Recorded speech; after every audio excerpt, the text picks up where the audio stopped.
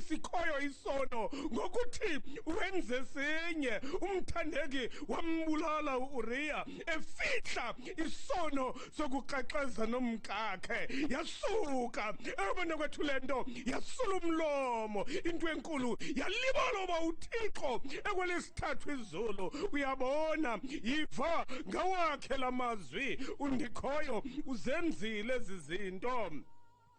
Neqwaka wathi wacinga uba ndinjengowakho. Ewe bantu kwethu wakhweleta uThixo. Qhuba ewe bantu kwethu kodwa ulumke uThixo. Uyabona ewe bantu kwethu engasifihlelanga nje thina ngobuchule kodwa uThixo yena ngokwakhe. Uyabona okwelesithathu izulu. Ewe bantu kwethu isono kudela uhlazo. Ewe kunjalo sidudula indoda isemajukujukwini mbeko. Ewe bantu kwethu ukuwa kwayo ibe sisithonga sokuwa komthi omkhulu. Kunge kushukuma iziseko ezibambe umhlaba. uGadi lo ekwingxoxo mboniswane naye uDavide ngenxa yeziphumo zesinye isono emva kwempendulo kaThixo. Isono ewe bantu kwethu siqandusela esinye. Xa utsuke kwesinye isono sobe ushiya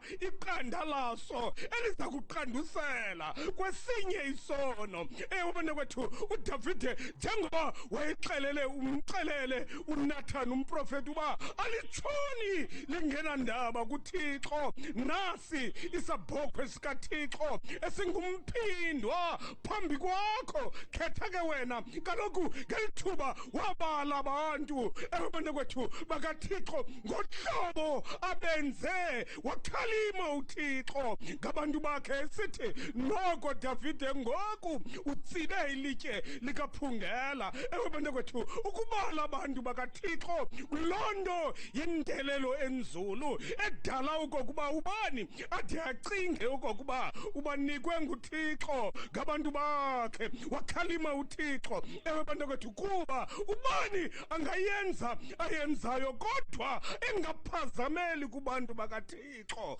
Abantu bona ngabakaThixo asingobakho. Ewe bantu kwethu badalwe nguThixo yedwa engancediswa ngamntu. Ewe bantu kwethu kunjalo nasi ke isohlwayo sikaThixo. Khetha mthandeki ingaba uthanda ukuba isabhokhwe sikaThixo siqabele emagxeni kuwe kusinina. Isabhokhwe sikaThixo ewe bantu kwethu khetha ukuze abhexeshe undikhoyo. Qhuba Davide ngokumngcungcuthekisa uUriya nabanye ubala abantu bakaThixo kodwa isabhokhwe sikaThixo asinakuphosa nakanye. Ewe bantu kwethu wagqiba wenza elinye ihlazo uDavide. Ewe bantu kwethu elimqumbisileyo uThixo ke ngoku ngokubala abantu bakaThixo ngengathi ngabakhe. Ewe bantu kwethu kakade nangumbuzo ukuba ubabale abanilo nani lakhe inanda kwenza nantoni naloo nto naye. Ngoba abantu bakaThixo badalwa nguThixo bebekwa nguThixo besaziwa nguye. Athi umbhali hayi nje bona kodwa nenani lenwele zabo zaziwa nguye undikhoyo. Ewe bantu kwethu kunjalo kanye nangumbuzo.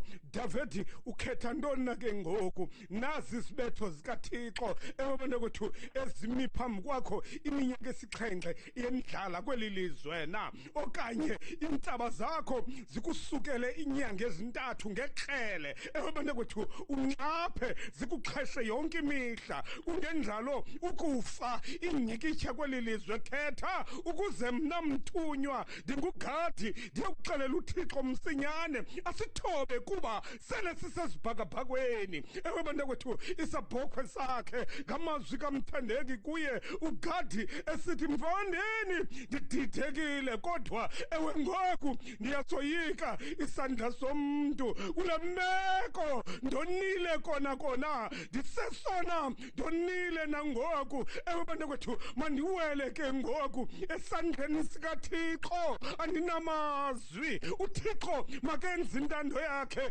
nguye othabathayo ikwanguye nonikayo ewe bantakwethu kwafama waka ngamawaka amadoda nanko ke ngoku uDavide emi phambi koThixo sithi ewe ndim kakade owenze ubugwenxa kodwa umhlambi lo kaThixo wona wenze ntoni na ewe bantakwethu esebona ngoku uDavide oba uThixo kuyinene ewe bantakwethu akayonto yokudlala kungenjalo akayontanga amakhweku ndikhoyo ewe bantakwethu isandla somntu sinenkohlakalo uDavide usibone kuSawule kanti nasiya isandla sikaHabi ewe bantakwethu ebambe ngaso uNabhothi langcolungele uYohane naye ewe bantakwethu wayokulala kumadlaka oyisemkhulu nenhloko yakhe ewe bantakwethu ingekho ingahlangenanga nomzimba ngenxa yesandla sikaHerodiya uModekhayi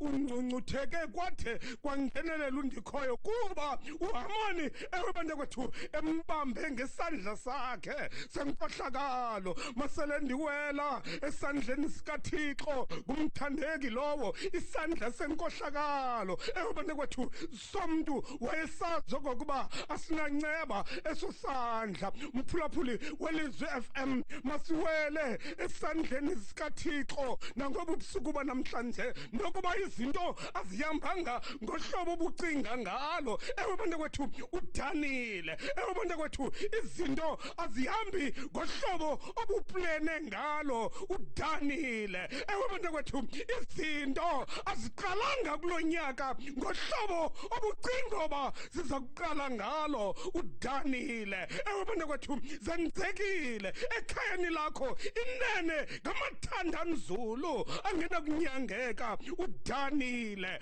ewe bantakwethu emisebenzini iphelile imisebenzi nabesinethemba loba baza kufumana imisebenzi emitsha kulonyaka akubanga njalo udanile ewe bantakwethu koko kudana kunjalo kulungile masasiwela esandleni sikaThixo ngoba sona sinenceba nothando kunjalo mphulaphuli welizwi FM ngoba ubusuku banamhlanje asikho isandla esidlule sikaThixo.